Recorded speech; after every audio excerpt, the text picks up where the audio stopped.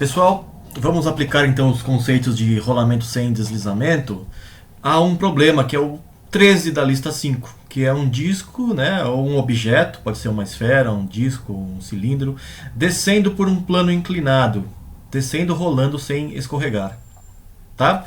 Então eu quero calcular as forças de reação, quero calcular a aceleração angular, a velocidade angular, né, e etc. Vamos então usar as leis da dinâmica de corpos rígidos, né? A primeira delas é esta daqui, que a força externa tem que ser igual à massa total vezes a aceleração do centro de massa. Eu vou usar como eixos de referência esses daqui, ó. O eixo na direção da rampa, como x, e o eixo perpendicular na direção normal à rampa, como y. Tá? E decompor as forças nestas duas direções, né? Então, na direção da rampa, né, eu tenho a força mg seno de θ, tá? O ângulo θ é o ângulo que a rampa faz com a horizontal, que é igual a este ângulo aqui que a força peso faz com a direção normal, θ. Então, na direção da rampa, eu tenho esta força mg seno de θ. E tenho também a força de atrito, né, agindo na direção contrária, portanto, menos força de atrito, tem que ser igual a massa vezes a aceleração x dois pontos. Já na direção normal, eu tenho a força normal de reação da rampa, né, aplicada ao disco, força normal, disco ou esfera, ou que seja lá o que for isso, né, força normal, menos mg cosseno de θ. Isso tem que ser igual, né, a zero, porque seria o mzão y dois pontos, mas não tem deslizamento, né, não tem movimento na direção normal, portanto não tem aceleração nessa direção. Zero. Tá? Eu tenho já então duas equações, só que eu tenho três incógnitas, né? A normal, a força de atrito e o x dois pontos. Portanto, eu preciso de mais equações que vai sair, como sempre, né, da próxima equação da dinâmica de corpos rígidos, que é a equação do torque, né? O torque externo em relação a algum ponto tem que ser igual ao momento de inércia vezes a aceleração angular. E vamos usar o centro de massa, né? O centro do disco. Então eu tenho que calcular o torque externo em relação a esse ponto. Bom, neste caso, a única força que causa torque é a força de atrito, né, em relação a esse ponto.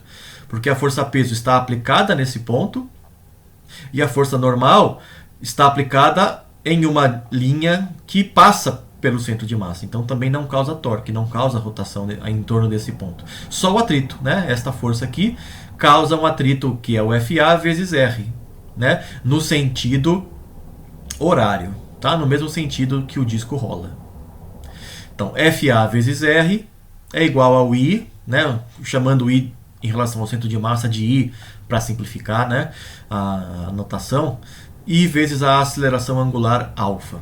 Tá? Então eu tenho mais uma equação aqui, só que eu inventei agora uma nova variável alfa. Então eu tenho que relacionar alfa com o x dois pontos de alguma maneira. Isso vem da condição de não haver deslizamento, como a gente viu no vídeo anterior. Né? A velocidade é o ômega r, ou a aceleração é o alfa r, né? Que eu preciso usar aqui. Ó. A aceleração é o alfa r, até a velocidade é o ômega r. Né? Portanto, eu sei que o alfa é o x dois pontos sobre o raio. Né? Agora, usando, portanto, essas duas equações 3 e 4 aqui na equação 1, eu calculo o x dois pontos. Depois de alguma simplificação, eu chego nesta expressão. Tá? Esta daqui é a aceleração do centro de massa descendo a rampa. Tá?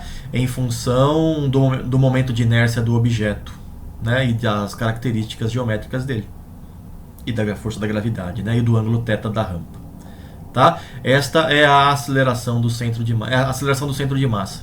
Translação do objeto, né? X dois pontos.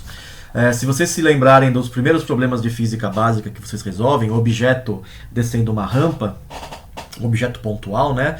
Vocês vão ver que a aceleração era g seno de θ simplesmente. Né? Nesse caso entra aqui um complicador, porque o objeto não é mais pontual, mas ele tem tem dimensões, né?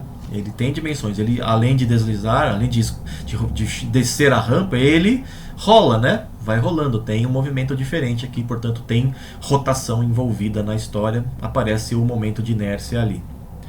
Tá? Agora, você pega essa equação 5 aqui e joga na equação 3, né, junto com a equação 4, você obtém a força de atrito também, que está aqui, ó. Tudo bem? Então tá aqui as duas primeiras grandezas do problema, né? A aceleração do centro de massa, como quando ele vai descendo a rampa, e a força de atrito, tá? No próximo vídeo eu vou continuar com esse problema para a gente ver mais efeitos desse atrito sobre as características do problema, tá bom? Até daqui a pouco então, valeu!